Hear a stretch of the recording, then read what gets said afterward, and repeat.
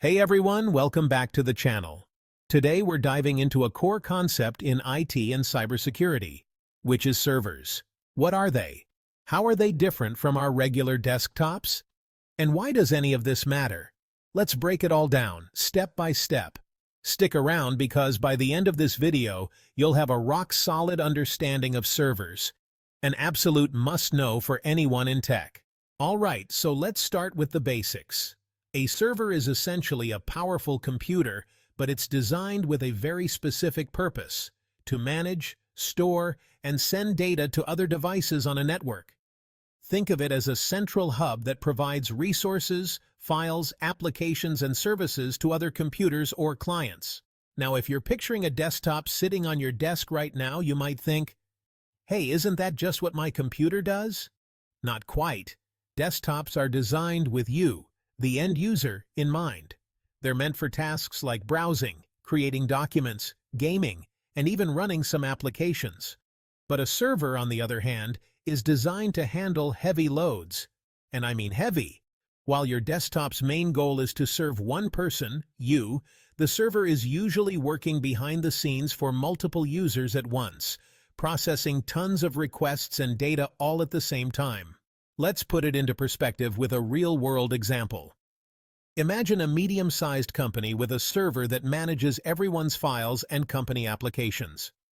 Whenever an employee logs in, opens a file, or sends an email, that request goes straight to the server. The server then serves the file or data back to the employee's computer. It's like a digital powerhouse that makes sure everyone has what they need without slowing down. Let's highlight three major differences between servers and desktops: performance, reliability, and scalability. Servers are built with higher performance in mind.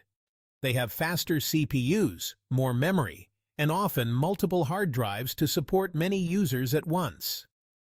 Desktops? Not so much. They're made to run a few applications and serve one person efficiently. Servers are expected to run 24/7, without downtime. Imagine a server crashing in the middle of a workday. That's chaos. So, they're built with more robust hardware, sometimes with backup systems, to ensure they can keep running even if something goes wrong.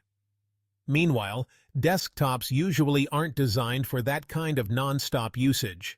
Finally, servers are made to grow with demand.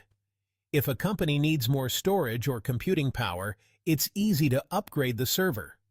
Desktops? Not so much. There are more limitations on how much you can expand them.